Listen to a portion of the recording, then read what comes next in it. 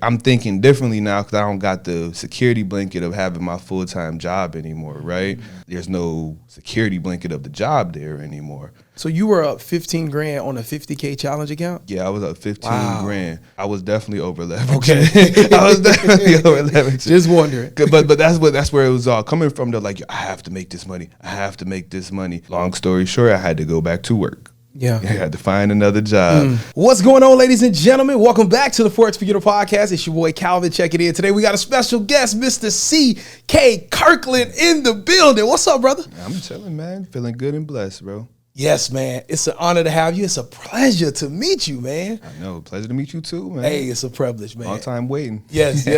I'm honored, bro. I'm honored. So you've done some cool things in the prop firm space. Yeah. I've been in the prop firm space. Was able to actually, get funded, get some profit out of it, get some payouts out of it, and it's been pretty sweet. Yeah. So it's documented that you made about $21,000 with one particular firm. Yes, sir. I made that $21,000. It was maybe in about like a week and a half of trading or so. Yeah. I love it. We're going to dig into all of this stuff, man. All of this stuff, because what I find that's amazing, bro, is that, trading can find anybody. It doesn't matter where you come from, what your lifestyle is, who you were raised by, what your background is, what your record is. Trading, if you can get the skill set, you can be very successful and experience some huge growth. And so I'm excited, bro. So tell me a little bit about before trading came into your life. How did you get introduced to it, and where were you in life when you got introduced to it? Yeah, for sure. So I live in Orlando now, but I'm from Connecticut, Bloomfield specifically, which is in like the Hartford area. In 2014, I had said, I'm out of here. The snow is not for me. I'm about to go to Florida, and I was going to go to Full Sail University. I was going to go there for music business because I used to DJ at the time when I was in college. I was doing a lot of DJing. So I was going to go to there, try to see what I could do. Me and like my team that's called the Bandage Club, that's the people, my brothers, all of my brothers, we all do music. So I said I could go and help out with, our scene and where we at by going down there doing music business. It gets me in Florida as well because I went to Miami for the first time like a couple years before that and loved it. Said, why am I not down here? Yeah. So I said I could take the opportunity to go to Orlando, go to school there for 2 years.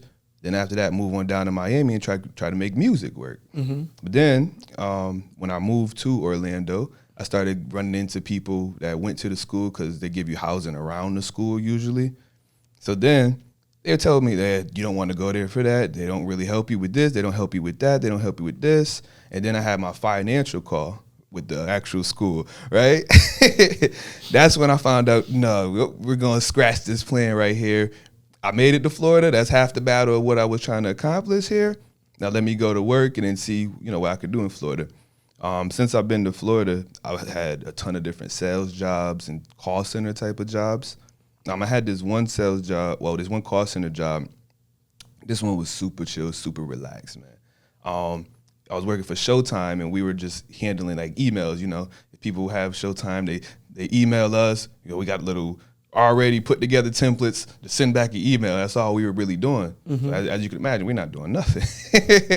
We're in there for 8 hours a day, just really chilling. So I met my boy Jay there. It's my boy to today. He's really the main person, like when we talking about trading or what we got going on, we always bounce ideas and chop it up about it. He had told me, he's like, hey, man, you ever heard about trading?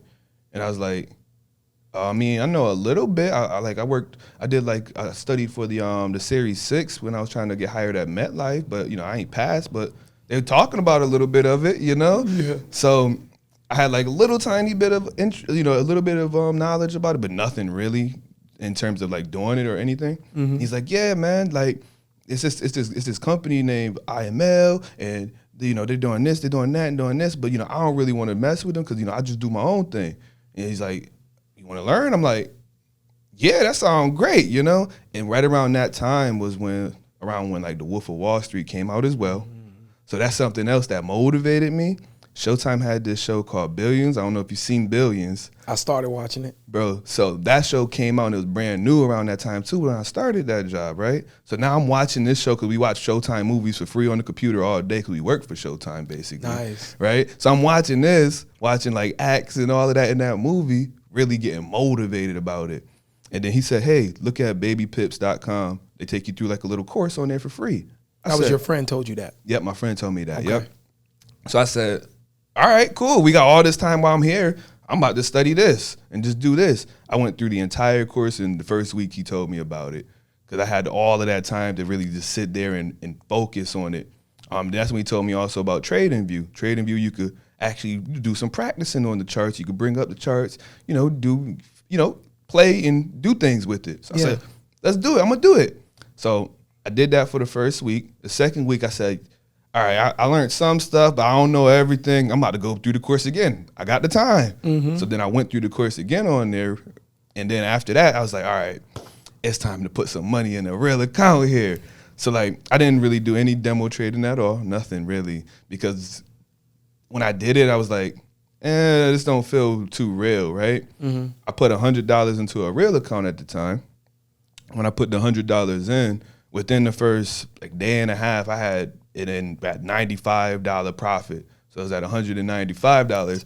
I was like, this is so real. This is real, right? And I'm trading like all different pairs and stuff, right? Everything, if you look at my quotes, man, you gotta scroll down when you're looking at the crows. That's how many pairs I got in there. Wow. So then, I haven't dabbled in the gold yet. I was like, oh, I gotta try gold, right? Yeah. I gotta try it. So I put a 0.01 on gold, right?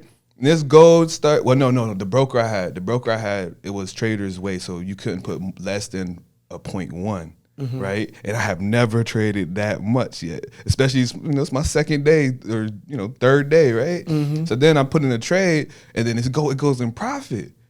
It goes in profit so fast. I'm just like, right? I'm like super happy. And then it flips around, turns around, and then blows the account. Wow. Yeah.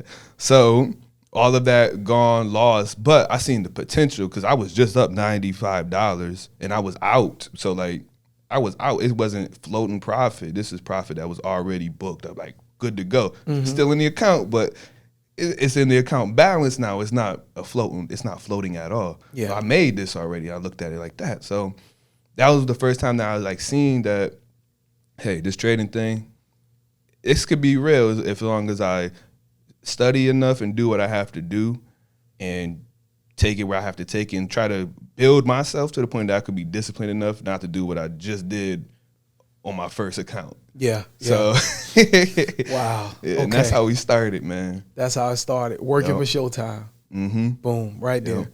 So, you like me, bro. You get introduced to something and you see, okay, I just press a button and that money that's in blue, that's what I'm up, and you see it going up, you just like, wow. Like, you blown away by that. You really impressed by that. I really was, man, because I know, when I moved to Florida, it was hard for me to find a good paying job, right? So when I looked at, I just made $95. These jobs that I had before, this Showtime job, I wasn't making $95 in a day from what they was paying me. Mm-hmm. So I just made that here, in this little bit of time without doing anything while I'm doing the rest of my life, and I made this money here. I said, I got to do more of this and learn more of this here. Yeah, that's dope, man. And like I said in the beginning, bro, it's like that's what I like about the markets. The markets don't judge us. No. And there is no prerequisite. Like, you don't need to have a degree. You don't got to have status. You don't have nothing. If you got a little bit of money to put in that account and you got the skill set, you can make some money, Exactly. So talk to me about, like, how did you get introduced to the whole prop firm scene and, what made you want to pursue prop firms versus using your own money? Okay. So I've seen prop firms quite a bit from, when I started off. But they weren't as common by any means. You would just see like FTMO when that was the only one that was really in that space that you would hear and see. Mm-hmm. But another thing, like at that point in time, my mind, I was always thinking like, man, I don't want to pay $500 to $1,000 just for the chance to get capital right now. I could put my money in right now and then try to make the money for me right now, you know? And that was a little bit more like guaranteed for me, the way I looked at it. Plus, I felt like with the rules that the prop firms had at that time in my trading career, I was like, because granted, I was still pretty new at that time too, you know? So I was looking at like, they have so many rules. I don't want to have to go by rules. I want to just do my own thing, you know? Because if it's a day that I'm like, oh, I could probably capitalize on this type of move, prop firms may not let me do that today, you know? So I wasn't really trying to do it and have all of those limitations. But then once it started getting further and further, they started getting more and more popular. I said, all right, we got all these different prop firms popping up. Heard about FTMO first. I'm actually going to try with FTMO first and see. So with FTMO, I remember the very, very first time I did it, I passed the first phase of it. They all call it something different. But the first one, first part of it, I passed, right? We'll just call it the challenge, right? Yeah, the challenge. They all call it part something one, different. Yeah, phase part one. Yeah. So I passed that, right? Yeah. And then when I got to the second one, I was like, oh, I got to make half the profit. This one's going to be easy. Try to do it all in one trade. There goes that. Yeah. So then I had a negative, connotation about it. I'm like, oh man, see, now I'm starting like exactly where I was starting when I first traded, like getting somewhere, then crashing and burning again. So then what I did, and it had to be at least a year later when I was like, all right, I'm gonna try it again. And then I had tried it again, and then it worked out. It worked out this time, and I actually got funded. And my first funded account was a $50,000 account from FTMO. And when I got that funded account too, like everybody said, you think you made it at certain points in time. And what happened in my life at that point in time is I was leaving my job that I had, like my career job where I was like making really good money. I was leaving that job already, and then this prop firm and the challenge and everything, the funded account all happened at the same time. So I'm like, all right, this is happening at the same time. This is gonna work out, I can make enough profit on a $50,000 account to compensate what I just had with this job, right? So then when I go into trading the actual funded account, man, it's like I'm thinking differently now because I don't got the security blanket of having my full-time job anymore, right? So now I'm like, all right, I got to compensate this money. So I'll take a little loss. I'm like, oh, no, there goes all of my money right there. Just thinking that, and it's so much more and so much ballooned because there's no security blanket of the job there anymore. So what I did on my very first one with them, I was able to get up. I was up about $15,000 because they got 2 weeks. They had the 2 weeks at the time where you could take out your first payout from 2 weeks. So you were up $15,000 on a $50K challenge account? Yeah, I was up $15,000, right? And Were you over leveraging? I was definitely over leveraging. Okay. I was definitely over leveraging. Just wondering. But that's where it was all coming from. Though, like, I have to make this money. I have to make this money. That plus, of course, stacking on and compounding more positions in as well too when you're in profit. But then when I got up that $15,000, I haven't put it because I know you should always have a goal where you want to get to. Have a goal where you're just gonna cut it off, right? I was like, if I get to 20, then I'm cutting it off. Right, even though I was at $15,000 right now, right? I didn't cut it off, so I'm holding positions. Positions are riding in profit, right? I'm just holding them, trying to get to that $20,000. So I needed $5 more grand. Next thing you know, things are going the opposite direction, right? Rules that come from prop firms ended up getting breached. So then, boom, there goes the account. And then one thing I do like about FTMO, which I seen, man, is they actually still gave me my payout though. So when it got breached, yeah, because it was the daily that got breached. It was the daily that got breached, not the overall. So their daily for that account was $5K. So that 15 went down to 10, and it was breached. Oh, I get you. Yeah. Yeah. Okay. So it was breached, but then they had sent out an email like, hey, your account was breached, but hey, you're still in profit. You're gonna get your payout still. So how much did they pay you out for? $10,000.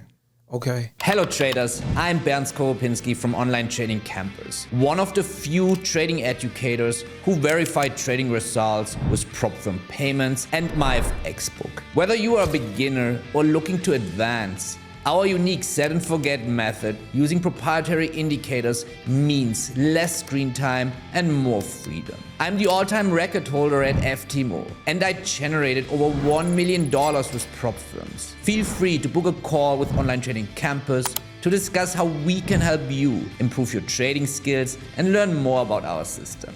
Now, back to Calvin. Yeah, so they paid me out 10 grand. Okay, so because your overall account was up 15K.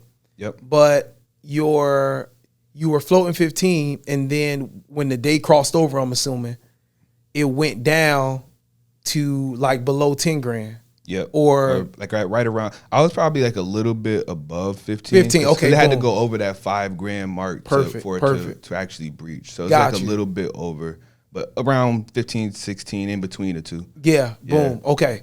So, okay, now I'm getting it. Okay, so they still paid you out. Okay, well, you were up on the account still 10 minus when you violated, so we'll still give you the 10 because you made that. Yep. But a lot of other firms won't do that. I know a lot won't, man. And that's why, like, always in my heart, from all of the firms that I have been with and traded for, I know that FTMO was definitely the most legit and solid. And they had an actual app, which I loved. None of the other ones actually had like an app that I can use. I have to go to the website. But they had an app. So I was like, yeah, you know. It's dope, yeah. Yeah. So tell me this, CK. Was that your first profitable funded account? Yeah. That 50K was your first? Yep, that was the first one. Okay, so that was the first one you ever brought, period. Yeah. Well, that was the second one. Okay, so the first one you blew. I took a year off. Yeah. Okay, so the first one you blew. Yeah, I blew. Yep. But I passed the first phase, first challenge, passed that, then blew it on that second one. You. So I didn't actually get funded. So this was my first actual funded account. One, but was your actual second try at the whole FOREX prop firm thing? Yes. Okay, yep. got you. So, bro, you're making 10K in your second try, and those 50K accounts with FTMO was what, like $200, $300? Like how much were they? No, 400 because FTMO was the more expensive. It was right? it was like $550-ish around for there. 50K. It was $5 something. Wow. At that time, yeah, it was okay. about that. So you're 1,000 in on these two challenges, and you just made back literally like you 9 times your. I mean, you essentially like 10x your money. Yeah. But you made 9K like profit off that $1,000 investment. Yep. Because you got your 1,000 back plus an extra 9 in profit. Yep. And the only thing I had to put forth as well is that time. Is that time? Because, you know, it takes time with the prop firm to go through those steps. So how long were you working that second account? So from start of the challenge to when you actually got that payout, like how long do you think that was? So they had, at that time too, for FTMO, they had the 10 days, the minimum trading days that you had to wait. I remember that. Yeah. So we made the profit, and I made the profit in a few days, and then the rest of the days put in a little 0.01 just to get the trading day. Yep, you know, can't do that with futures. I hate it, but yeah, go ahead. Just to get the trading day. So, 10 days. The second, I don't know if the second one was 10 or 5 days for the second part of it. I can't remember. But with a 10, then another, let's just say 10, 10, and then it took 14 days till I could actually get the payout. So it's maybe about a month and a half. Yeah, a little bit over a month. Yeah. I mean, maybe like 35 days, maybe. Yeah, something that's like that. really good. Yeah. That's really good. Yeah, so it worked. Wow. And then that's why I was like, oh yeah, now I got to keep seeing what's up with these prop firms after that. I like it. Okay, so you are like essentially you're jobless at this point and you're just trading. Yep. How are you like living? Like where's your money coming from to live during this time where you're working this account? Like before you get this 10K payout, like what are you doing for like living? Like how are you taking care of yourself? Yeah. So at the point of time, I was pretty ignorant about like how much money you need to have to live, you know? So I had a pretty good amount of money because, you know, I was already trading as well. So I was able to, you know, trade with some of my personal money and still have the prop firm. So I had How much did you have in the personal? In the personal? Yeah. Before the prop firm? We're only talking about like $3,000 maybe. Okay, so but how much were you making off that? I would make like 400, 500, you know, here and like there. Like weekly or? Yeah, like weekly. Nice. And then so it was money, but it's not like, you know, like you having a job money by no means. Correct. So then when I got the opportunity to do the prop firm, that's why I was like, okay, let me like 50 grand. I can make something happen with this here. And then it just works out for the time being. The fact that the first time that I was funded, when I happened to leave the job, I was able to make that 10 grand because that's a little buffer that I'll be able to have to figure more things out around everything. Yeah. Especially seeing the fact I got to go through another challenge because this one just breached the account. So how much money did you have saved for living at that time? But after the 10 grand? No, like once you quit your job. Yeah. Like, did you have any money in savings? Or were you just living off that like 500 or 400 every week or so? Savings is probably only like 2 grand. Okay. And then I had like the 3 grand account that I was just trying to continue to get something to put on top of it. Yeah. And just try to make that work. Cause like literally like the timing of everything was like perfect. So like I had the job, and like when I was leaving that job, like the weekly, I was getting like every paycheck is probably about like $2,500 after taxes or so. So it's like I had some money still from what I just had from there. And so it's like, all right, yeah, I'm leaving here, but instead of just going try to find another job right now, I'm about to just do this prop firm and try to trade that for now. Yeah. Okay. So like I'm amazed by this, right? Because you were really stepping out. Like you was really like back against the wall stepping out. Taking a risk. You were taking a risk. So who were you living with? Like, cause that's not enough to pay for your rent, or was it enough to pay for your rent? Like the $500 here and there. So I was living in a 3-bedroom apartment. Okay. Both of my boy and my brother, they both had moved on down. Okay. Little bit right before I had left the job, my brother had passed though from cancer. Sorry to hear that, man. Appreciate it, man. So after that battle, it was just me and my other roommate. So the rent that we had where we were staying was about, where was it at that time? It's like $1,700 or so. And you guys were splitting it up. Yeah, so we would just split that. So, like at that point in time, it's like, all right, cool, got rent money, good on that right now. But, still got to figure out something for the future now that, there's no guaranteed income coming on in. So like I was able to make it work for that time period there. And then when I got that 10 grand, that's when I had went and got a car at that point. Cause when I was traveling for work right before that, when I was never home, only on the weekends. So 2 days a week I was home. So I didn't have a car after I got into an accident. I said, I'm about to save the money and not get another car for now. So then after that happened, I got another car. And then some of that 10 grand went to paying that and getting that and doing everything to get that in place. And then that's when I looked again. I was like, so like the 10 grand ain't 10 grand no more. We got to figure out how to make some more money here. So then I did another challenge. With FTMO? Yeah, FTMO at the time. Because the experience has been great. Even after a breached account, still been a good experience for me so far. And saying the fact that there's nothing there, no security blanket. Now I'm just trying to do things too quickly. Doing it way too fast at that point there. And then long story short, I had to go back to work. Yeah. I had to find another job. Had to get something to find something quick. So I just started working at the gym. Yeah. Started working at the gym because I'm a big gym rat. I'm a big gym rat. You're in good shape, bro. Appreciate you, bro. Yeah, Appreciate you, man. Yeah. So like that's something I'm like, okay, a little passion here. Let me do that. Try to see what's up with being a personal trainer and then trade on the side. That'll work. Gym schedule, hated it. It was in the way. It just wasn't working for me. Nothing was working for me. So then right after that, I got into retention. Hated that too. Couldn't even have my phone out to trade. So like I put in a trade, right? Because me, like when I trade, I don't swing trade. I don't swing trade. Very rarely, like rarely. Maybe if I'm doing Bitcoin, I'll do a swing. Otherwise, I don't really swing trade, especially when I do gold. So when I'm trading, I'm like putting it in, then I'm like, oh dang, gotta go back on the phone, right? So I'll go out there, go on the phone, get on my next break, look at him like, this ain't doing good, what the heck, And maybe it was like somewhere where I could have already got out, because like I wouldn't usually hold for too long. So places that I would usually get out, I'm not able to get out because of the job now too. So I'm like, none of this is working out for me. None of this is working. Yeah.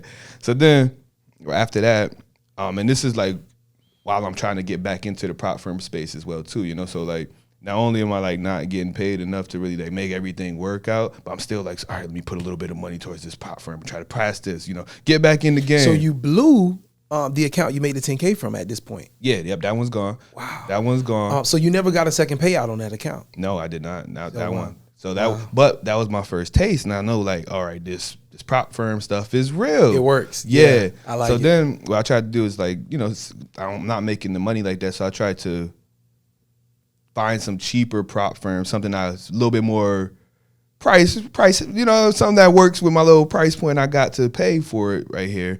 So like I went with other prop firms, try to like learn and, adapt to the different rules because they're all a little bit different. Mm-hmm. And then like I would get to first part, second part, and then get funded. Sometimes I'll get, like the first trade I put in and the funded would not go well. And then when I go into the drawdown on the prop firm, at that point, it's like, oh no. So I blew maybe and breached maybe 3 in that time frame. In the time frame of like when I was trying to go through different jobs and really try to figure out to get back into it, I blew and breached like about 3 from different prop firms at that too, because they all had different rules and different reasons I blew them. But they were all funded accounts. So like the first challenge, the second challenge, passed. So like I was looking at it too, like I'm passing these challenges. I know what I'm doing.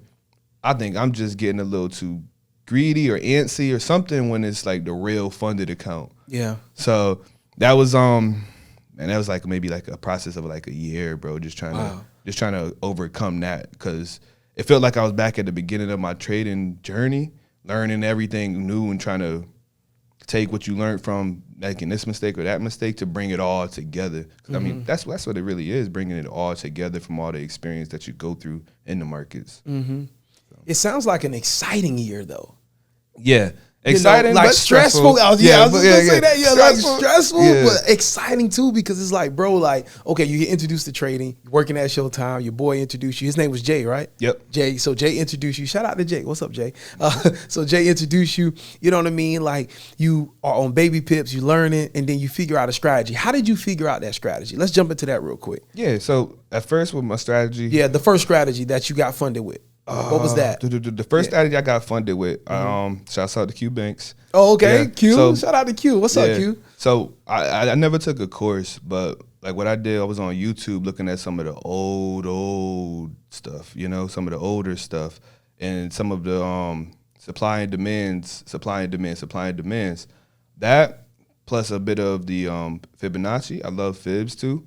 And then I remember on one of the videos, he was like, yeah, so with this strategy, the 38, if it bounces off the 38, then that's how you can assume that, it's going to have some drawback. If it breaks through the 38, that's when you got a move that's going to probably go in that way, So what I did, I had put support and resistance lines on the daily and the 4-hour, but I would have them looking different colors. I know which one is a daily, which one is a 4-hour, and then try to use some of the Fibonacci and put the fib on it as well too. So when I put the fib on there, I would be either looking for the 61 or the 38, one of those two, depending on which way I'm going and what I'm looking for. If I'm like going with a trend, I'll put it on there and then have like the 38. If it goes down to the 38 from like that trend, I'm gonna assume and take a look and say, I think this is probably just a little bit of somewhere where it's gonna just draw back and then go back up, right? So then I would trade for that, and then if it breaks through there, the 61 is the next place I'm trying to target to get back in. If it's a buy, if it's bullish, I'm trying to get back in right there at that. So that's what I was able to do, and I was actually able to let it ride a little bit on some of these positions too, because after it breaks the entire Fibonacci and goes up towards the extensions, that first extension could be take profit. Yeah. Because that extension is most likely going to come back down, so I might as well get out there. What extensions do you use? I use 27. Use 20. I use 27. Negative 27. Yeah, I like negative 27 because it's not too far. Yeah. You use 618 as well? Using negative 618, or that's a little too far? It's a little too far for me. From time to time, I'll take positions off the table because I like to stack positions. So like if it goes and it's already up there before it continue to go, I'll take off most of the position and maybe just one ride and then put the other stop loss maybe like at break even or just at a little bit of profit above that actual position. Cause that's something I look at the prop firms. Shouts out to the prop firms. Shouts out to them. They got me using the stop losses way more than I was before. Okay, so you still trading with prop firms? Yeah. Okay, cool. Okay. And I'm kind of jumping around. Like, I ain't even let you finish. Okay, so that first strategy was essentially you using Fibonacci and support and resistance. Yep. Okay. And that's basically what I use now too currently. But I only trade gold.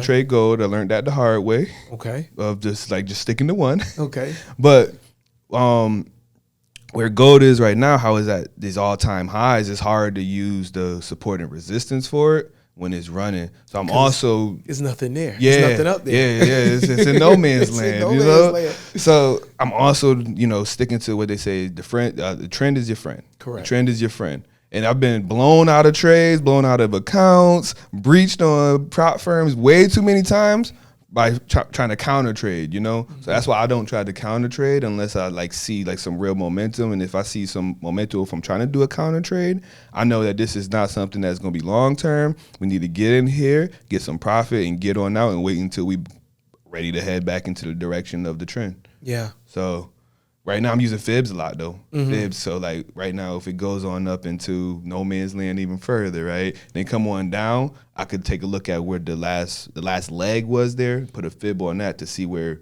this should continue to go on up or if it's gonna break and continue to go on down for a bit. Nice. So basically your approach to the market is you look at a trend or impulse, a breakout, right? So a breakout is essentially, for anybody that's watching, like a breakout is essentially when price is, accumulating, consolidating, moving sideways, and it breaks out of that range and it moves either in an uptrend or a downtrend, right? Yep. So higher highs, higher lows, Yep. Or a high, a low, a lower high, lower low. Exactly. You know what I mean? So yes, boom. sir, yep. So that happens. So once price creates, let's just say in an uptrend, if price creates a high and then it creates a higher low, you would essentially take a fib from the starting point of that trend to where that higher high is, and you'll try to see, okay, is this going to continue or is it going to reverse? Yep. So is that kind of what you're doing? Yeah, I'll do it a little bit earlier though, before it creates like a higher low. Okay. Once I see that we start to get some, let's say we talk about uptrend here, right? Once I see some bearish candles, if I see a bearish candle and it like engulfs a whole bullish candle, or if it just starts to go down like this, looking like it's losing some steam and starting to fall over, I'll put that on there because usually, well, from what I've seen with gold, is it either hit the first fib level or break through that and hit that 38 and then bounce back up to continue where it was headed. And that's on close. That's on like the candle close, of course, because it definitely will break through and wick and now you're all wrong. What time frame you doing this on? I like to do it on 1 hour and 4 hour mainly, but I get my bias from the daily. Okay. Daily, yeah. So walk me through right now, how you're trading. Walk me through your process when you come to the charts. And man, I wish I would have brought my laptop so I can have you kind of show. I got you. But yeah, just kind of walk us through when you come to the charts, what are you doing? All right. So one thing I'm keeping in mind right away is the time that it is. And news as well, because if I'm trying to get in and get out, and cause like I said, I'm not a long-term trader. If I'm trying to get in, get out, if I could put in the trade, or even know when the news is going on, I know when this just start moving somewhere. Because a lot of the times when that news hits, that's when it's starting to move for you. Otherwise, it's just gonna consolidate, and you're just gonna be waiting for it. So when I come to the charts, and more so recently, I've changed that I'm not only on my computer. I like the phone a lot more now too, because I'll be trading on MetaTrader 5, which a lot of brokers didn't allow you to do that before, which I'm loving it now. So I'll come to the charts. Currently, right now, like I said, I only trade gold. I already know what the trend is with gold. I know what I'm looking for. I have also my fib already on there as well too, looking for specific areas that, all right, we're going to look for this area here. Then what I'm looking for is for it to paint something with the wick, or for how I was talking about at the bottom, how the candle will go and engulf the whole candle. I'm looking for something like that going back in the area of the trend. So when I'm looking at it, I'll look for that, look for those things there, and try to find like when the best opportunity to get in something like that is. I very, very rarely like to take that opposite side, man. So I try to be a lot more patient now, man. And then when I actually do execute something, I'm trying to get out a little bit earlier. You know, even if I cut myself short a little bit, I'm thinking about it like, but I'm okay here. I'm okay in my mental, and I made a profit. I made a profit. People would love to make a profit like this. Believe it. Yep.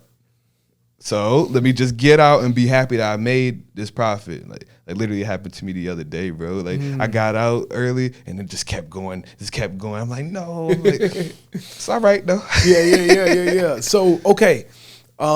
So you are a technical trader, basically. So you trade what you see. Yep, I trade what I see, but I keep the time in mind. Okay. Yep. And do you look at news or anything like that at all? Yeah. I look at it. I don't look at the forecast. I look at just the times of the news and stay away from entering. Yeah, I mean, when news is out. Occasionally I will. Okay, you'll enter before it or after it? I'll enter before it, and sometimes I'll enter after it. Okay. Sometimes I do. Have you ever gotten burnt by that? Not as much as but before. Because now I know what I'm looking for. And then if I trade the news, usually I'll do it when I'm just trying to flip an account. Usually. You still flip accounts? Yeah. For sure. Really? Yeah, for sure, man. Wow. Yeah. So even with all of your lessons, you know, like throughout your journey, losing, you still flip. Yeah.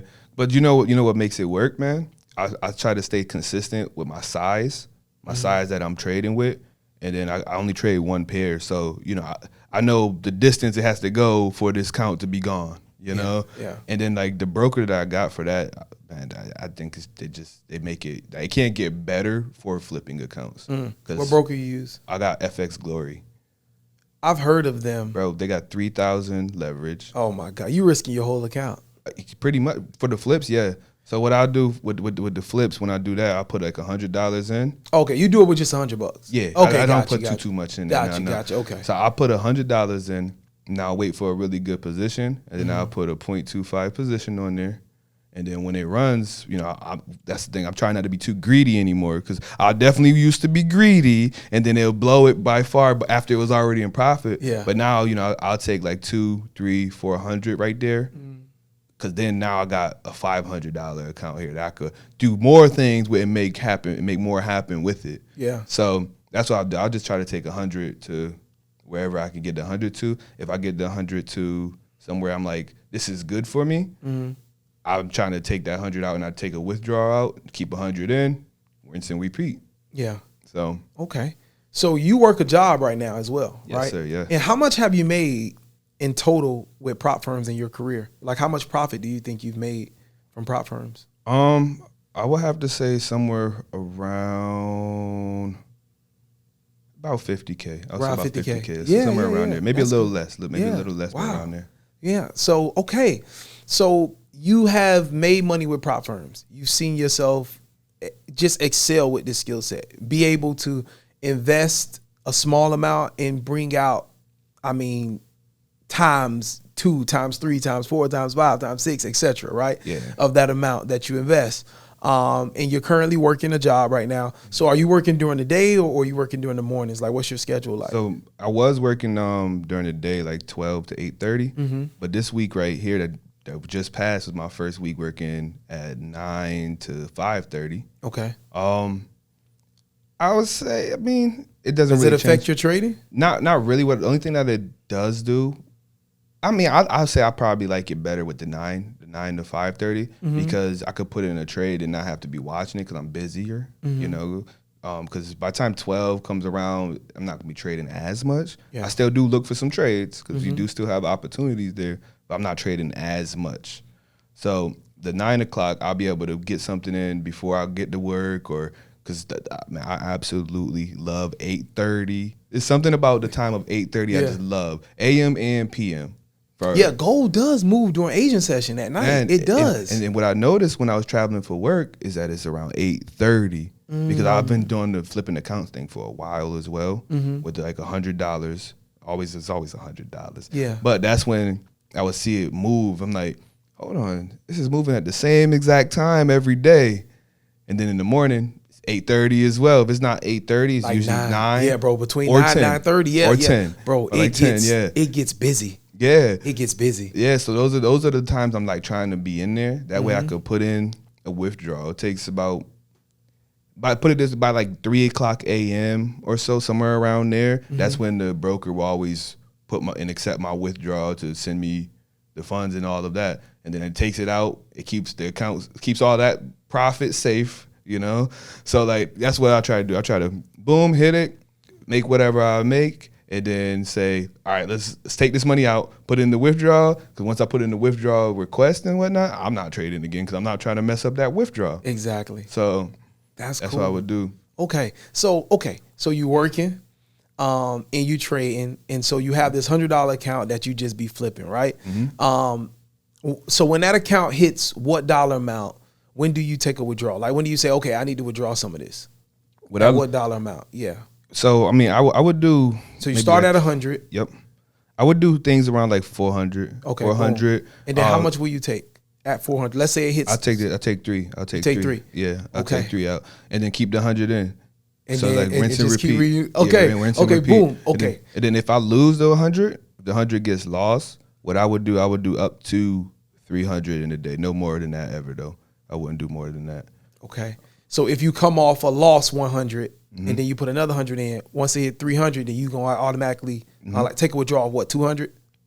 Yeah, if it hit 300, I'll take 200. Okay. Yeah. That's smart. That's smart. Okay. So this is really good. This is what I love, right? Because you are a person that's working hard, you know, and you still using the skill set on the side to bring in that additional income. Like that's what I love. You know what I mean? Bro, you know, one of the things that I remember too from like all the interviews I've watched, they're saying that, hey, this is a tool. This is a tool to help you just like propel your money, propel funds and stuff, you know, a tool to put money in your hands to do other things that you want to do with the money and live your life around that, you know? So I'll try to keep that in mind because if you're thinking like, oh, I'm about to get rich, you're going to blow that account. Yeah. And this is what excites me, bro. And this is why I wanted you here, CK, because it's like, bro, like this is realistic for everyday people like you and I. Yeah. Everyday people can get in the market, learn the skill set, you know, and start adding money to their life outside of just the things they do, maybe in a business or maybe in their jobs. And that's what we need in this type of economy, no matter where you are, if you're in the US or not. In today's world, if you can create additional streams of income without having to go Uber Eats or go get a second job, a third job, or do extra stuff, you can just do it by getting the skill set. That's what we need in today's world. So tell me this. Okay. Go ahead, bro. No, I was just gonna say, you know what I think? I think people, because I mean, like all in all, it takes all the same time in the whole thing when it comes to learning. It's just all of that time you putting forth is in the front, you know, is in the front. That plus people aren't good with rejection. So losing, you just got rejected your dream, basically. You know what I mean? So I think that's why people elect to do stuff like DoorDash and Uber and all of those things because they spending time, but they seeing that money right away. You know, as long as you show up, you're gonna make a certain amount or make something. You know, you're gonna leave with something. You know, I agree with that. So here's the next thing I wanted to get in to. So because you're still working your job, does that take away any pressure or anything? Now you're just free to get in the market and just trade. Yeah. It's definitely better for me right now. So talk to me about that. So like I know like, and especially even with the flipping things, right? I know like, all right, if I lose these 3 trades right here, that's $300. I still have income right now. That's cool. Good. I want to keep that income. I know I have that there as my safety blanket. With prop firm funded accounts, I know I don't have to make money every single day. I could wait for it when the time is just perfect, you know? So like as long as you don't not trade within the 30 days and they disable your account, you're good to go with there as well too. You don't have to do it every single day, which is different from when I was, you know, left a job and then I said, I'm just going to go ahead and do this FTMO. That's all I have. That's it right there. You know what I mean? Yeah. So yeah, it's way better, man. It's and like certain times there's been certain weeks, man, I'm like, oh, dang, I guess payday for my job. I forgot about that. So it's nice that way. You're still making money. Yeah. And that's the thing. Like, bro, like, oh my God, that's so refreshing. You still making money throughout the week. You can make money every day in the market. Yep. Right? And then you're still showing up, you going to work, and then your job pay you. You feel like you got a bonus from your, you know what I mean? Like you feel like you just got a bonus in life from your job because you making money all through the week. Absolutely. And I think that's the biggest frustration is because whether you're in a business or you're working for yourself or you're working a job, you're limited to when all you have is just what you do for work. You're always capped. Yep. You know, there's always a limit. And when you live to that cap and you're not doing anything outside of that, or you don't have anything outside of that, that's when frustration comes in, because it's like, what more can you do? Go and spend a whole year getting a higher degree, spending money, going in debt to get a higher degree just to make $10,000 more a year, or going to get a second job. Now you're spending less time with the people you love. You know what I mean? And I think like that's why trading is just so powerful, and why I continue to go, and why I like will always have it and see it as like, this is an additional stream. This is an additional stream, because it like takes away that feeling of feeling like you're just limited to just what you earn in your career. Yeah. You know what I mean? Yeah, and I think like, you know, us that trade, all of us that trade, you know, we got that in common, I feel like, because like if you look at people that trade that are successful at doing it, they're doing multiple things as well too. Yeah. You know, not just I'm just trading, that's it. No, they're doing something else with their life, you know. I know I was watching, you know, just your last one you posted, and you were talking about how you don't know what to say, what you do. It be like that. Because it's different things and multiple things to do, you know? Yeah. So like we always want to be doing something more than just one thing, you know? Facts. Okay, so you have the $100 account that you flip. What other accounts do you have? Like, do you have like a big personal account, or like a bigger amount that on that account, like you just, okay, you know, if I can get 1 to 5% a month, I'm cool, you know, small risk. Do you have an account like that or no? I mean, nothing too big. What I'll do, I'll keep $1,000 in KOT FOREX account. One of the things I like about them is like if I put in a withdrawal, I can get that withdrawal immediately, basically, because they'll snatch the money on out of there. But I don't want to, like, I use a lot of offshore brokers, so I don't want to keep a high amount of money in any offshore broker, because they could just be gone, and then there goes all of your funds and life savings or anything that you had in that account. So I don't try to keep too much in them. I agree. So with that $1,000 account, you're trading that more conservatively, right? Yeah. Okay, so how much are you risking on that account? On that one, I go about 1 to 2. I like it. Yeah, 1 to 2, because I mean, I like just flipping a little $100. I could make that go places. This one is just something to have there, just to continue to try to build on it when I can. So like with the 1 to 2, I don't really withdraw from it. Maybe like once a month. And how much are you withdrawing? Like typically when you have a profitable month, because we know every month is not profitable. But when you have a profitable month, like how much are you withdrawing from that account? It'd probably be about 200 to 300 or so. In a month. So nothing crazy, nothing too much, but it's there and it helps. You know, that's a consistent 20-30%. Yeah, on your profitable months. I know, but you know the thing about it. So like that's why I try to keep that there too, because like the actual amount that the P&L isn't looking crazy, so I could stay grounded and leveled. You know what I mean? Love it. Yeah, because if that was $100,000 account right there, it'd probably be a lot different with my emotions. And that's how we got to think about it. Yeah, especially when we're trading these amounts. I mean, listen, I'm not gonna say a small account, because $1,000 is money. You know, $1,000 can pay all of my utilities, and like $1,000 can cover all my utilities, power, water. The guy that does the lawn care each month. What else? The internet. You know, the alarm company. $1,000 can cover all my utilities. So that's real money. You know what I mean? True. Like that ain't nothing. To look over or walk over. By no means. So to be able to grow that, and on your profitable months, like take out 1, 2, 300.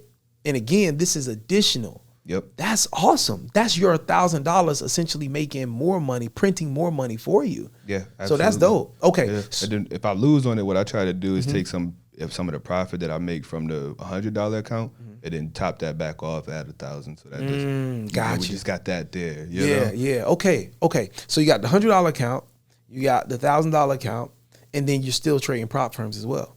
Okay, so what prop firms are you using right now? So currently, right now, I am using Blue Guardian. Okay, yeah. Blue Guardian. Blue Guardian is a sponsor of the podcast. Yeah. Shout out to Blue Guardian. Yeah, shouts out to them. Yeah. Yeah, I like Blue Guardian. You gotten payouts with them?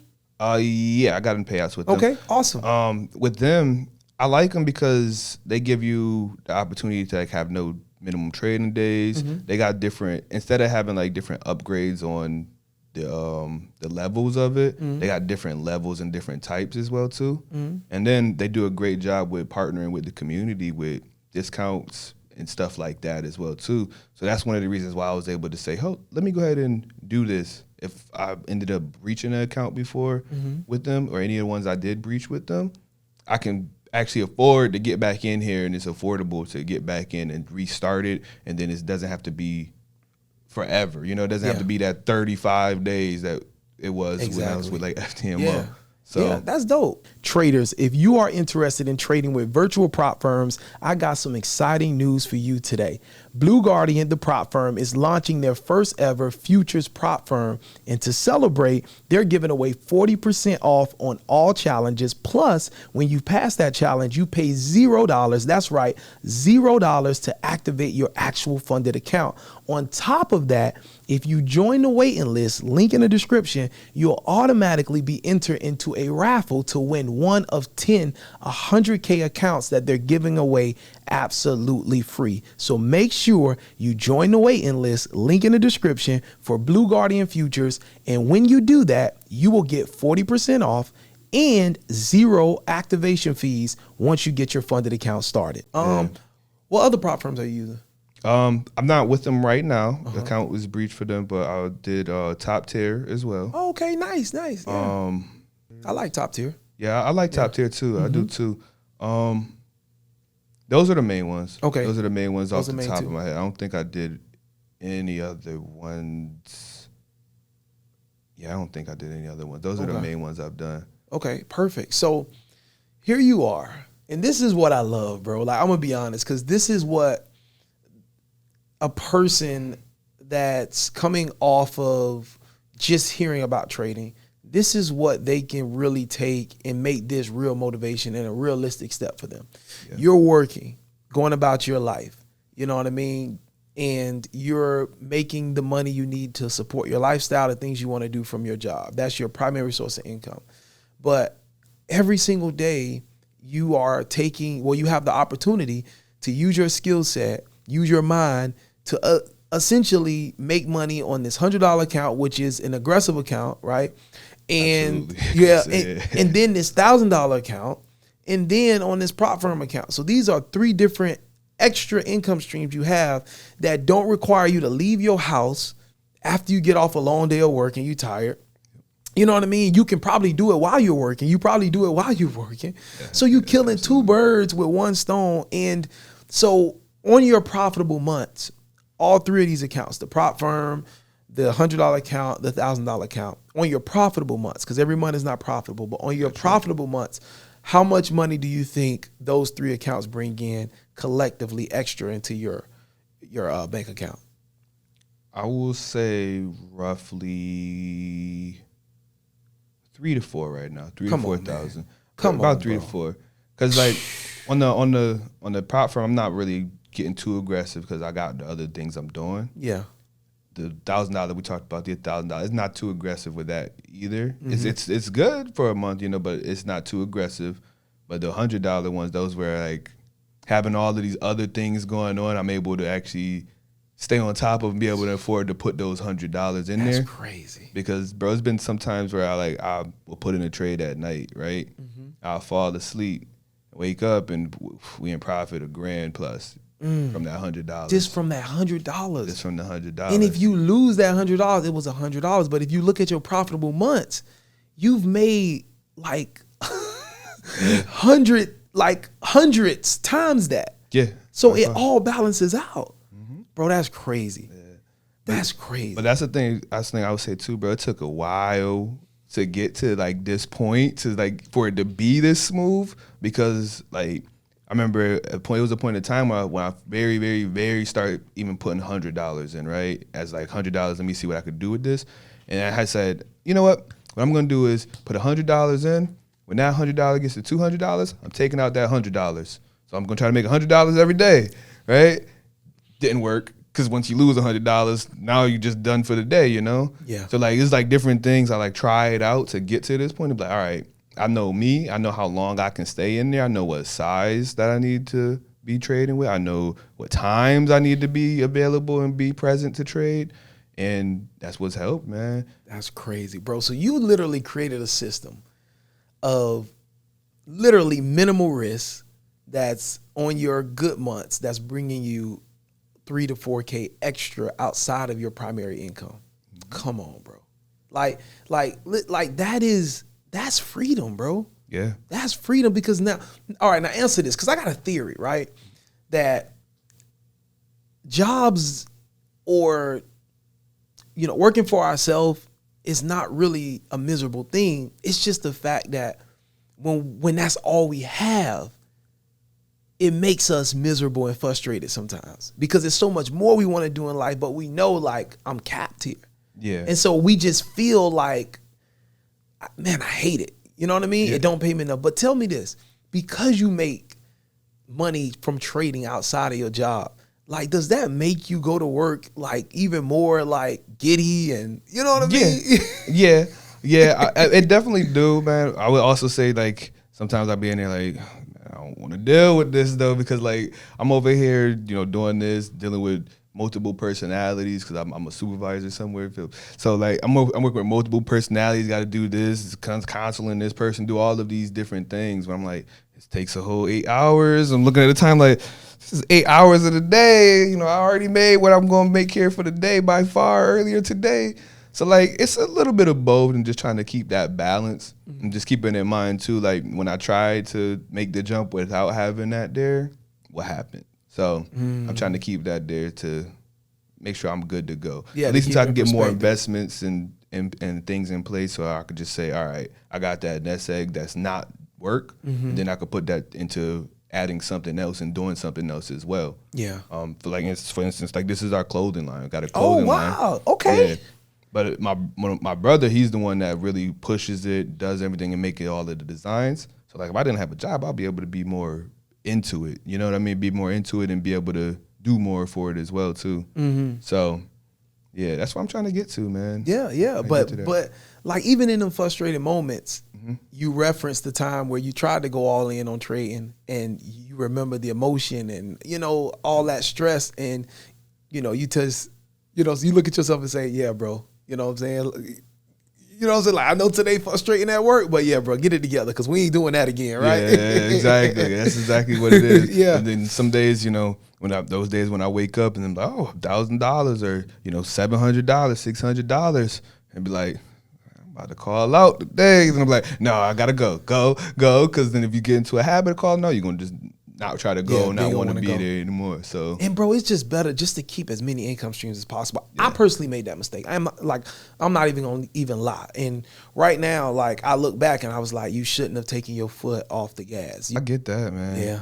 So that's why it's like now I'm just like, and I just thank God for the revelation. Like, just keep winning, bro. Yep. Keep adding. Like, now that you in your consistency, now I added in futures, and we're gonna talk about that, because I think because you trade gold, bro, like your $1,000. Well, you like, okay, so here's the thing. Like with your $1,000 account, you can bring that over to a futures account, bro. And bro, the futures market is a US regulated market. So your $1,000, you still gonna get that same leverage on gold. Yeah. You're still gonna be able to bust like some good position sizes. Okay. But now you gonna deal with like no spreads, none of you right into profit right away. Oh, I yeah, like that. Bro. Yeah, So I think you need to, and we'll talk about it, bro. I think you definitely, bro. Like, I think you need to, like, it will change the game for that $1,000 account, bro. Okay. Like, for sure. Yeah, we got it. Yeah, we definitely got it. Now, the only thing is, if you hold positions overnight on gold, like, do you hold some positions overnight?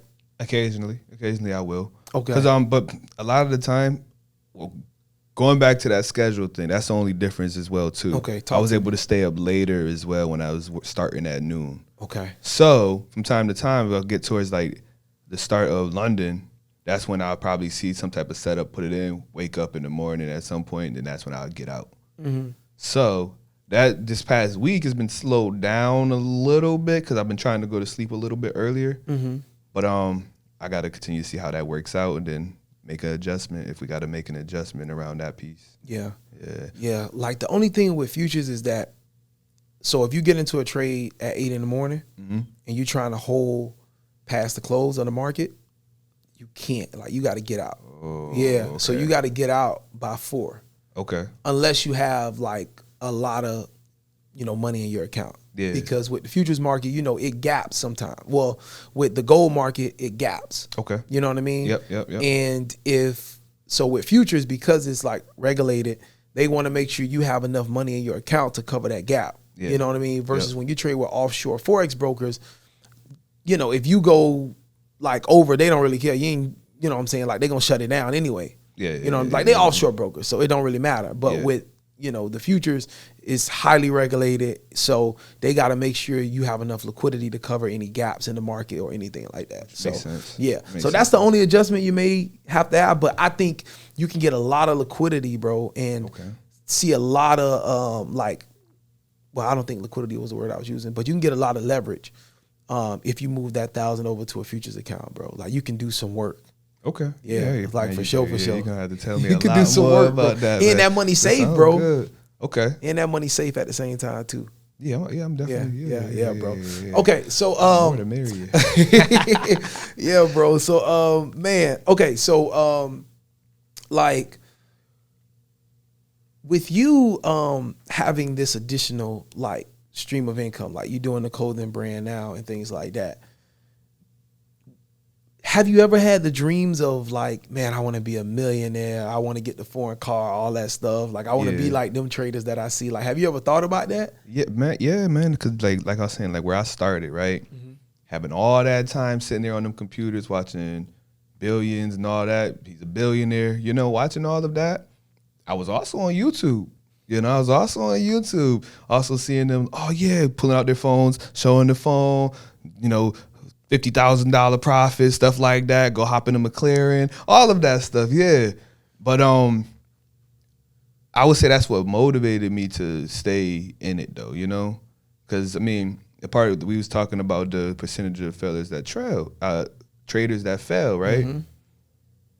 They gave up and stopped doing. That's the reason why they failed. Yeah, us people that continue to fight, and figure something out at certain points. Maybe it's not right now being, all right, I got a McLaren, I'm driving down the street with my McLaren, bathing in money or anything like that, but it's something that works for me that helps my life right now, Yeah. So how are you able to like turn YouTube off and say, you know what, that's good for them, but yo, I'm good. Like, most people at my job just have this job, and here I am. I'm working, I'm making money here, and I'm making money off, you know what I mean? Like off the clock. Or, sometimes I'm doing both. I'm making money on the clock and I'm making money, you know what I mean? Somewhere else, but still on this clock. So it's like, like how do you find that like balance of like, you know what I'm saying? Like, I'm not finna stress myself out about not having that because my situation is great. You know what I mean? Compared to others. So like disconnecting from the internet sometimes, because it's a big trading community now at this point. When I first got back in here, back in 2016, it wasn't that big of a trading community. It was just like 2 or 3 people that everybody would watch those videos only. So now it's so much there that it's so easy to see. So I just shut it off all the way. And what I'm really big into doing, I love gaming. I play like Call of Duty all of the time. So one thing I learned, I would say, like a couple of years ago, is like, all right, if I'm in some trades, I can go and just play some Call of Duty, hop into Warzone or hop into the Rebirth and just do that, and that'll get my mind off of the trades, keep me level-headed for that time being. I don't have to like watch somebody talking about trading or going through their profits of trading. I could not do it because I'm doing something to stimulate my mind with something else. Yeah. So that, and then hooping as well, going to the gym and actually hooping and lifting, things like that. So things that keep me busy to get me away from it, man. I love that, man. I love that. Why do you think you had a hard time, like in the beginning, like when you made that 10K, and I know like a part of it was because you jumped out, you know what I mean, and it was just trading. But were there any other things like in terms of risk management or trading psychology? Was there any other things that you felt like caused you to just not get the results that you really wanted to see consistently? Yeah. Like after you blew that account where you made the 10K from? Yeah, I would say it's two main things. One is greed. It's greed. Because like what got me into this was seeing all that stuff. I want all of that stuff, The reason why I'm in Florida, I went to Miami one time, so I got to move to Florida because I want that, Yeah. So that was one thing. Next thing is I'm not a patient person. I'm not that patient. My patience is terrible. I mean, it's gotten better over the years by far, but I would say it gotten better because now I know when to get out of there, when to get out, when to call it quits now compared to then. And those two things took a while to get down packed because like you have those type of things going on in like your real life and stuff, but trading, you got to figure that out too. And you got to be real with yourself as well too in certain predicaments. Like, yo, I got $200 right here. Like, I could take Shorty out with $200 and have a great dinner and great night with $200. That's facts. You know? You better believe it. But what I'm doing right now instead is trying to make this for $100 so I could go do this and do what I want to do here and take her out. And I'm asking for too much now. When some people would just be happy with 50. Yep.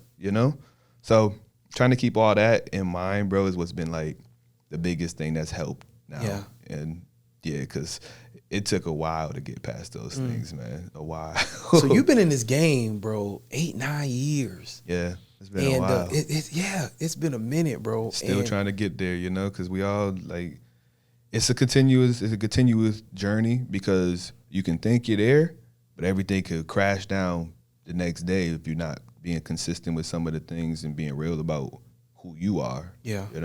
I know I heard another quote. It was like, you learn who you are between the silence between you and the trade, and you and those screens, that's when you learn who you are. And it's true. It's true. Yeah. Man, you can't even bounce it off people because they don't really understand if they don't trade. They don't understand. You're lonely. And then some people that do trade feel like, oh, if you've been doing something 8-9 years, you should be a millionaire, when it's like, bro, it's like that, like, and I'm learning that now. It's like, you got to take care of you right now. Yeah. You know what I mean? Yep. You got to look at like, yes, it's cool to have dreams of wanting to be a multimillionaire. I believe I will be a multimillionaire one day, but it's not my job to tell God how I'm going to get there. You know what I mean? And I'm not worried about how I'm going to get there. I'm worried about every day. Yep. That's it. God, I'm thankful for today. I'm appreciative that you blessed me with this skill set. You know what I mean? I'm able to come into this market and I'm able to multiply my money. I'm just focused on that. And if I can be able, bro, I really admire your story so much. Like, I don't think you understand. Like, I really do, bro, because it's like, bro, what you're able to do is what we see, bro. It's millions of Americans. Let's just focus on America right now.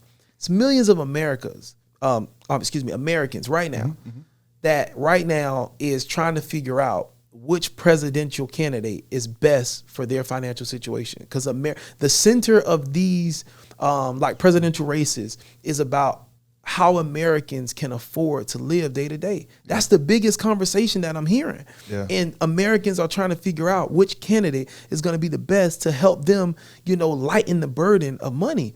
And here we are in this skill set. God has blessed us with this skill set where we can literally take any amount of money. You taking $100 and you're multiplying that and you're growing that, 1, 2, 3, 4 times, right? Yeah. And the fact that we can do that and improve our lives right now, it will be I had to get on myself. Calvin, it's selfish of you to look past that and try to go to $1 million. You feel what I'm saying? Yeah. When you're not even properly using the resource that God has given you to just overflow what you have right now. Yeah, I agree. You know what I mean? Yeah. And you're trying to shoot for the $1 million. You've never seen $1 million before at once, Calvin. You don't know what it's like to even touch $1 million. You don't know what type of bad habits come with $1 million. Exactly. Yep. So focus on don't look past where you at now. Yeah. And bro, that's just being real with you. That's something that God has put on me with this trading stuff. It's like, Calvin, how many times have you been able to make, 1, 2, 3, 4% on your account in any given day? How many times have you been able to do that? A lot of times. But Calvin, how many times have you actually been grateful for that and continued on with your day instead of trying to get more?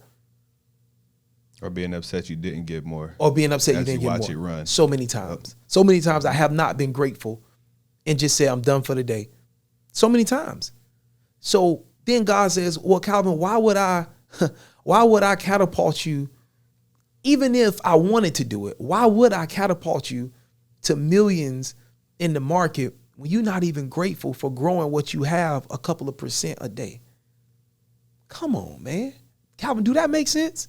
Calvin, would you give your son, if your son barely know how to ride a bike, Calvin, and I have 2 of them, if they barely know how to ride a bike, will you go get them a moped? That's a good way to put it. That's a good way to put it. You feel what I'm saying? Yeah. Come on. Yep. You know, With and so mopeds it's and like, bro, cars. like in my personal journey, bro, like I've been doing some real soul searching, bro, and really looking at everything from every angle and just saying, bro, you are being delusional, Calvin. You know what I mean? Like, bro, you're being delusional because you're doing it. You're growing. You're profitable. You mess up and you don't take the money out. You try to go for more. You know what I mean? You too aggressive. You know what I mean? Like, It's okay to be over aggressive in a controlled environment, which is what you're doing. You're being over aggressive with $100. You're totally fine with losing that $100. Am I correct? Correct. Yep. But it's like some of the things that I found myself doing is like I'm too focused on what social media is showing. And that's just something personally, like I don't even know why I'm venting this to you, but that's real. just something personally that I've been going through. No, bro, that's real because I feel like we all go through that. You know what I mean? And then a lot of the time we don't make the changes into what we're doing until we go through that. You know, I haven't seen people that just like right away get in there and everything's working for years and years and years and years and it never had a hiccup in it. You know, so like it's about that soul searching, especially when it's something like this that does impact your life. You know, because like we were just saying, man, these certain price points and these certain profit levels or drawdown levels. Now we looking at it like you said before. Dang, man, that's my utilities I just lost. You know what I mean? Bro, I'm telling you. So Bro, it's like it's hard. walking. I used this analogy before. It's like being in a parking lot. Like you walking into the mall, you just park. You walking across the parking lot to the mall and you see $100 blow past you. You don't think you or I won't stop and go chase that $100 down? It's like walking over $100 in a parking lot, walking to the mall. That's what we do in the market, bro. Yeah, we'll we be do. up on our accounts a couple $100, $1,000, and we see price just not breaking a certain level and it's coming back and forth, and we'll still sit in the trade and let that money come all the way back to zero. But in real life, if that money blew past us, bro, we would break our neck to go run that down and stop the wind from blowing. Might get hit by a car. Might get hit by a Trying to do car, it. bro. In real life, bro, $100 go a long ways, bro. It do. And for you, like, you don't have kids. And I forgot to mention it, like, bring that up. But you told me, like, you don't have kids. So it's just you. Yeah. No wife. It's you. Yeah. So that's amazing. You know what I mean? Like, what you doing is amazing, bro. It's amazing, bro. So give us some advice, man, for traders like myself that's on this journey and we're growing. Like, what motivation or what words of wisdom would you give us? And shout out to my man, Words of Wisdom. Shout out to him, man. But what words of wisdom would you give us as we're just going about our journey, man? I would say there's a difference between movement and progression. That's one thing. The journey never ends. The journey never ends, and it's time that's put forth. So like people see people making $100, $200, $300, a few minutes to an hour or something like that. That time was put in prior to, though, on the studying and figuring out yourself. Because I mean, you're not only studying the charts, you're studying yourself to make those little decisions. Because if you think about it, we're making split decisions in the moment with all of these things, you know. So just keep growing, try to get better 1% day in and day out, because it's a continuous thing. It's a continuous thing, and you just got to make sure that you got the consistency that's right for you and who you are. I love it. Also, bro, what are some goals for you, bro? Like the next time we connect, because we're gonna do this again, bro. We're gonna stay in contact too. Sure. But what are some goals, bro, for you that you have in your trading journey? So the next thing I'm trying to do within my trading journey is try to take some bigger positions and some long-term positions. Try to find, because charts are charts, of course, right? I'm trying to use the ability that what I've learned from the technical side of looking at charts to get into some type of big long-term position where I'll be able to hold that, which I'll be able to know I have that as my security blanket as well, so that I can get on to doing other things, not having a job as well with trading, and then take that time that I would be spending at my job and put that to doing something else that I find a passion in. I like that. For somebody that's brand new to trading, where do you recommend they start, like to get information about trading and start learning what the charts are doing and what the charts are saying? Okay. Well, I would recommend like YouTube. YouTube is the best place to start, I feel like, man. Are there any videos specifically that you watch that changed the game for you? Interviews. There's quite a few interviews, man. Interviews are what I watch first, because like I was saying, the journey doesn't stop, man. So if the journey doesn't stop, that means that everybody's still going through their journey regardless of where they are right now. So you can see some of the places that they're at in their journeys, and that may let you know that, hey, this journey isn't over. I don't have to quit right here. I could continue to push forward. Because there's been months in my life that I stopped for 4 months, 5 months, had to think things over for a little bit, then get back to it. So you did have to stop sometimes on your journey. Yeah, it was times that I had to stop. What happened, man? Let's go into that before we get out of here. Like, what happened during that time where you had to stop? And when was that? So I think it was in about year 16, like year two or three, right? I had a really good week going. And this was my first really good week. At that point in time, I wasn't just flipping $100 accounts. I'll put $100 in and try to keep building it. I had got $100 to, in between, it was like 4.5K, around 4.5K. At that time, that was like right away, I was like, dang, this is probably the most I've seen on the personal account. I'm liking this is the most I've seen here. Let's go. Right? And then I can't remember what the heck I was doing. I think it was like traveling for work or traveling. I had to get on a flight or something like that, right? And I was in way deeper than I'm usually ever in, so much heavier, right? I got on the flight. I had in the position. I remember I got off the flight, and that 4.5 was now 1.5. Wow. Yeah, when I got off the flight. And then I'm like, all right, I made this 4.5. I started with like $100, $200, something like that at this point with this. So like I can get $1,500 back up there. Ended up blowing the account within like the same exact day. Wow. And I said, all right, I'm going to take a break on this, and then took a break on it.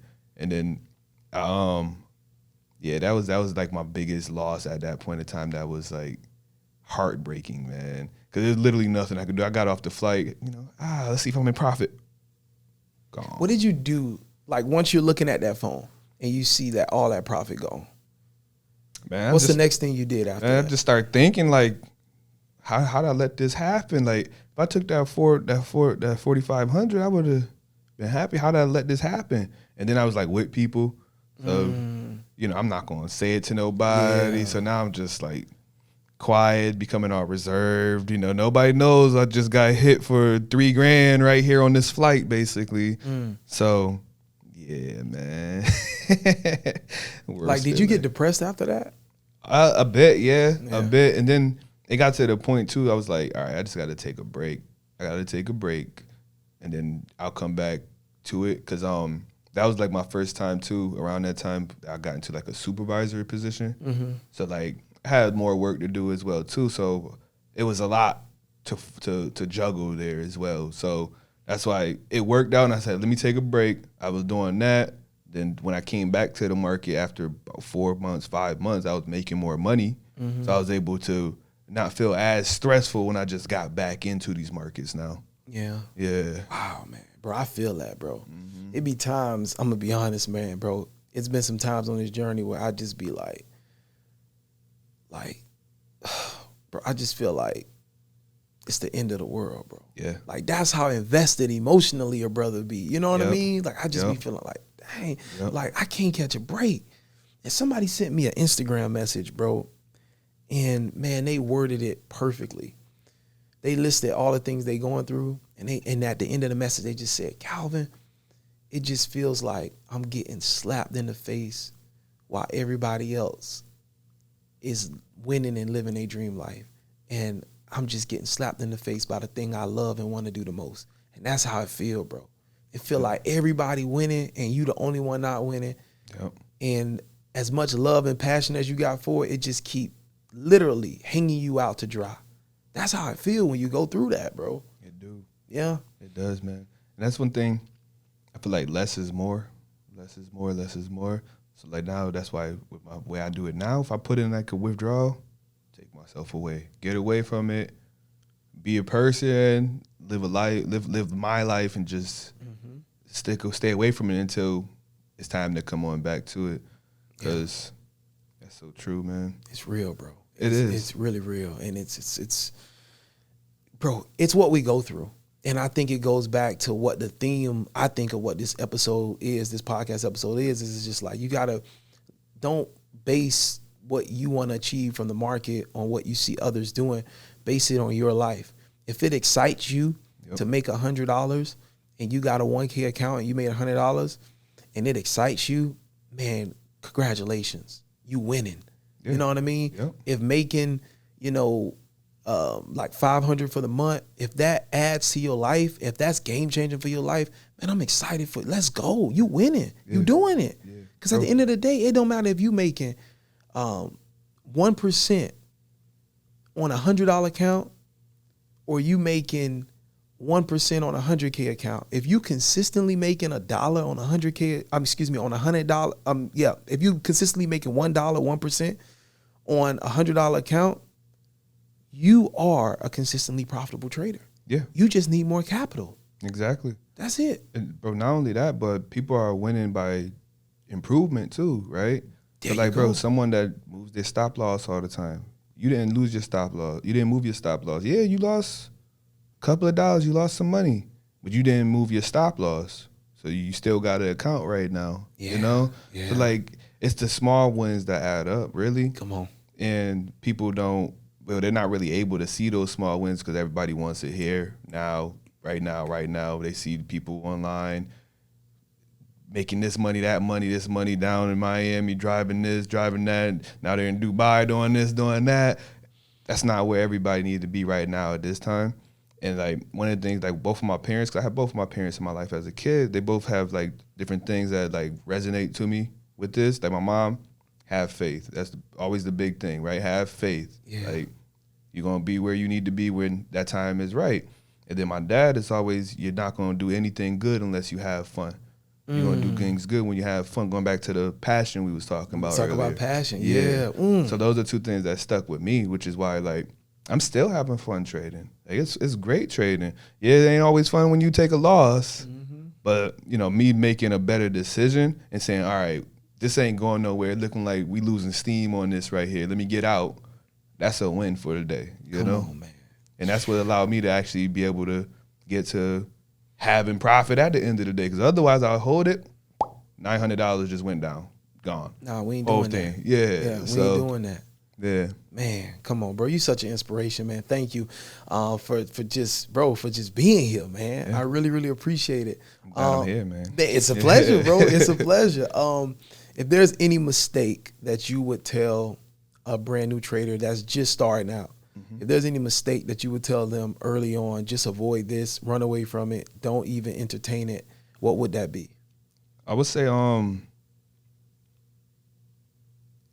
find somebody to help you out, whether it's somebody that you about to like buy a course from, buy a class from, a book from, whatever it is.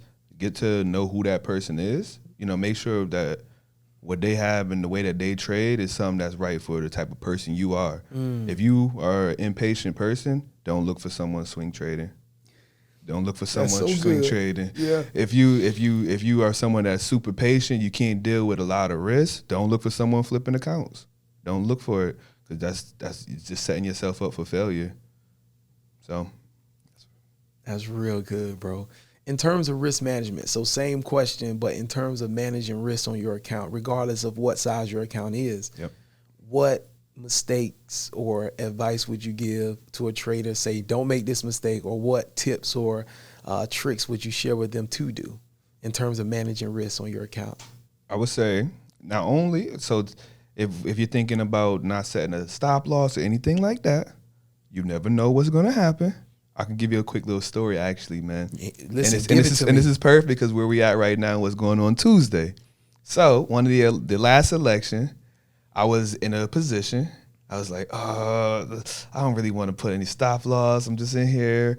The election was happening and it started, and they started putting it on the news and everything. And then I believe it was a bearish. I can't remember if it was bearish or bullish. I think it was a bearish though. The candle that I seen for bearish was like down, dropped through the floor, like in the core of the earth, man. It was dropping that hard, and it was the whole count blown right there on 3 minutes, maybe. It was like in 3 minutes or so. So set a stop loss. Losing a little percentage of the account is much better than losing the whole account, because when you lose the whole account, you're not only losing the whole account, but you're losing your sanity really quickly, you know? And anything that you had going on that's positive in your head, you're losing that for that time period, including confidence. So the small wins, make sure you don't crash out and lose everything that you got, because it's hard to come back from there. Yeah, that's so good, man. C.K. Kirkland. Yes, sir. In the building, man. Come on, man. This has been good, man. Bro. Let us know, man, if anybody wants to connect with you, or just maybe, you know, just say, hey, man, thank you for that interview. It was really good. Like, do you have any social medias or anything like that you want to promote? Because you don't have to if you don't want to. Yeah, I will. I'm CK the Prince on Instagram. I really only have Instagram currently right now. I closed down all the other things for now. So CK the Prince on Instagram, and then clothing line is vantagefits.com. So we got a lot of different things coming on out. Try to post motivation as well on my Instagram all of the time. Motivation setups as well from time to time too. So yeah, give me a follow. I do respond. I do reply. So hit me up. I love it.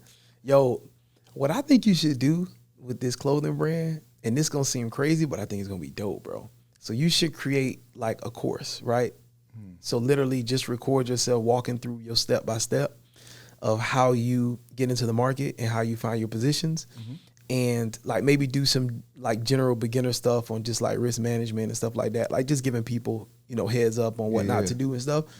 Put that on like a thumb drive or something like that. And you should like add that in as a bonus for anybody that buy your shirts. That'd be dope. Yeah, bro. That'd actually be really dope. Yeah, bro. So then if they want to invest and if they want to learn and take the extra step, they could go ahead and do that. Yeah, bro. You just adding value to people. You know what I mean? Yeah, bro. Yeah, like maybe that could be something. I don't know. I think so. You know, yeah, bro. Like something that can, you know, push the brand, you know what I mean, up. And, you know, like you said, y'all do motivation and stuff. So it's a way to give people something tangible that they can really apply themselves to that could help change their lives. Yeah. So when they buying from y'all, they really buying for themselves. Like they really adding value to their own life.